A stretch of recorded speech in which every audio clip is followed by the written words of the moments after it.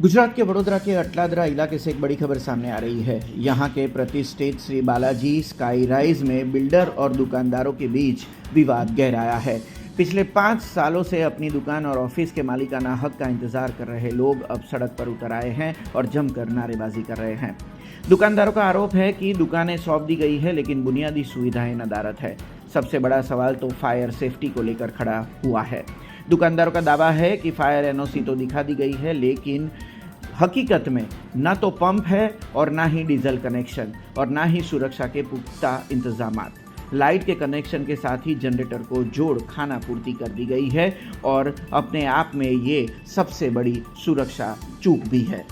प्रदर्शनकारी दुकानदारों का कहना है कि उन्होंने सालों पहले लाखों रुपए चुका दिए हैं, लेकिन बदले में उन्हें केवल विश्वासघात मिला है। पानी की समस्या हो या बिजली का संकट, हर बुनियादी सुविधाओं के लिए उन्हें संघर्ष करना पड़ रहा है। बार बार मैनेजमेंट से गुहार लगाने के बाद भी जब सुनवाई नहीं हुई तो आज तमाम ऑफिस और दुकान मालिकों ने एक साथ इकट्ठा होकर श्री बालाजी ग्रुप के खिलाफ मोर्चा खोल दिया है। साहब, हमણાં આ બિલ્ડિંગને છે ને એક ફાયર એનઓસી મળી ગયેલી છે, એટલે અમે ફાયર ડિપાર્ટમેન્ટને પૂછ્યું કે તમે કયા ડોક્યુમેન્ટના આધારે, દસ્તાવેજના આધારે તમે ફાયર એનઓસી આપેલી છે, કારણ કે આજ પણ અહીંયા સિસ્ટમ કાર્યરત નથી। તો પહેલી વખત ફાયર ડિપાર્ટમેન્ટે 9/6/2024ના રોજ એનઓસી આપી। 10/6ના ડિપાર્ટમેન્ટે એવું જણાવ્યું કે મોટાભાગની ખામીઓનું યોગ્ય રીતે પાલન થઈ ગયેલું છે। એટલે અમે પાછું ડિપાર્ટમેન્ટના મોઢામાં આંગળી નાખીને પૂછ્યું કે કઈ ખામીઓ હતી જે બાકી હતી ને પૂરી થયેલી છે। એટલે ડિપાર્ટમેન્ટે અમને 4 ખામીઓની લિસ્ટ આપી। અમે પાછો એક અરજી કરી। એ અરજીમાં અમે પૂછ્યું કે તમારી ખામીઓની લિસ્ટમાં એક પાછળ ઇમરજન્સી સ્ટેરકેસ બાંધવાની પણ રિક્વાયરમેન્ટ હતી કે નથી।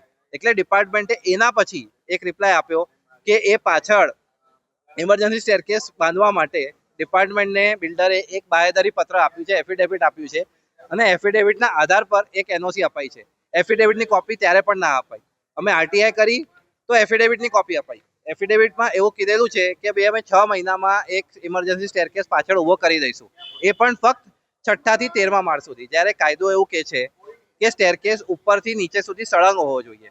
અને આ જે અહીંયા જે ફાયર સિસ્ટમ જે ઓપરેશનલ છે એ હમણાં એક ડીજી સેટ અહીંયા લગાવવામાં આવેલો છે। એ ડીજી સેટથી ઇલેક્ટ્રિક સપ્લાય આપવામાં આવી રહ્યો છે અને એનાથી નીચેની હાઇડ્રન્ટ સિસ્ટમ ચાલુ કરવામાં આવી રહી છે।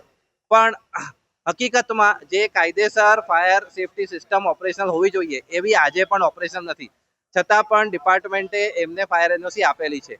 એના માટે અમે અહીંયા ભેગા થયા છીએ કે આવા અપૂરતા સિસ્ટમ અને દસ્તાવેજોના આધારે અગર ફાયર એનઓસી અપાય તો અમે જે પ્રોપર્ટીના માલિકો છીએ, અમારી જાનનો જોખમ થાય એની જિમ્મેદારી કોણ લેશે?